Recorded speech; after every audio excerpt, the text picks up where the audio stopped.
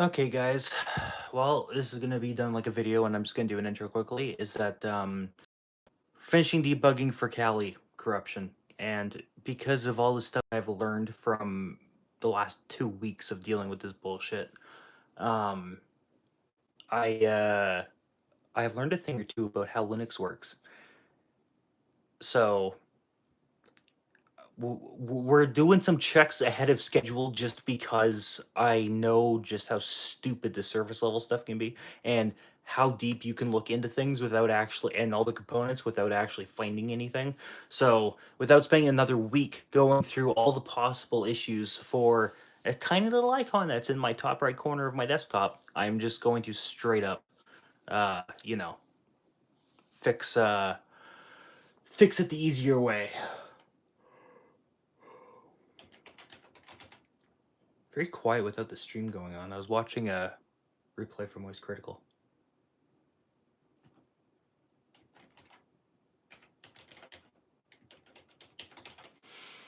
Yeah, this is too quiet. Getting my headphones.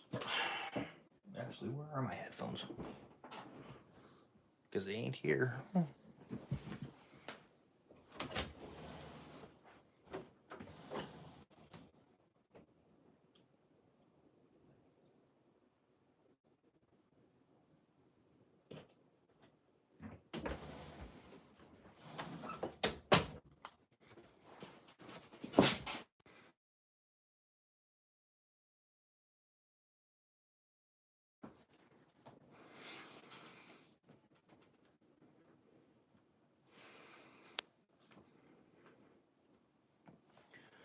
Okay, let's get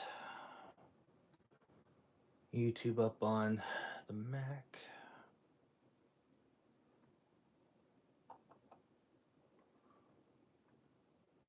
History. Videos.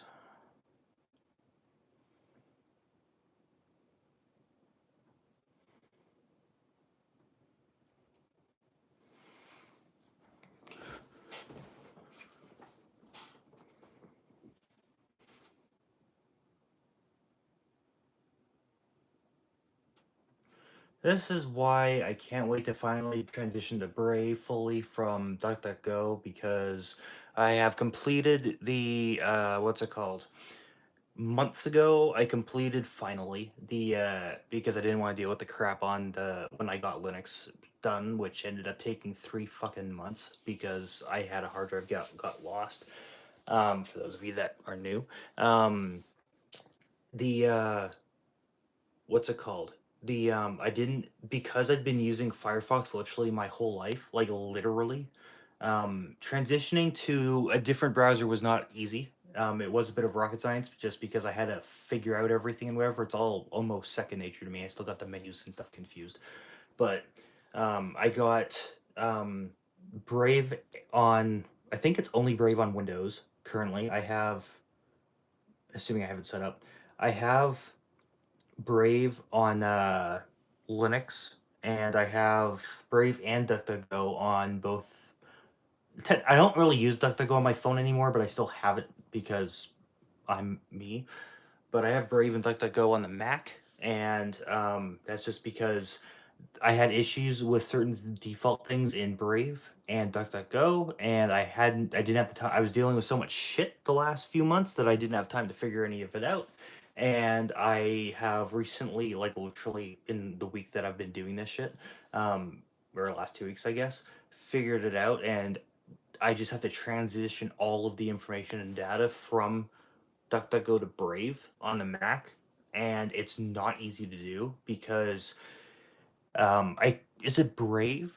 Yeah, I believe it's Brave, not DuckDuckGo. But Brave requires a certain file type in order to which I believe is CSVs, which is Excel's basically, for passwords and stuff.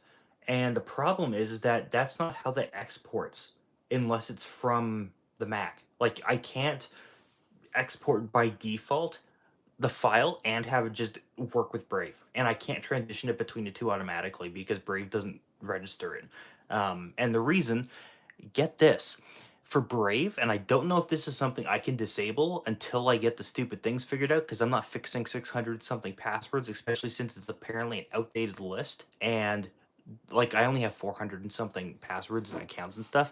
Most of them are just things that I need the data saved for, and not things or for, employers or stuff from the past that, I can't delete or whatever. So there's a lot of that, because I don't actually have 400 and something accounts. I do, but I don't. And that used to be 800 and something at its peak. Don't ask how, because that was before I went through it all a year ago. That was a very long process. That killed me as well. But Brave requires the full web address in the full URL for every single password, like for every single account website. You can't just have brave.com. It has to be https the slash www.brave.com. Like, it has to be the whole thing.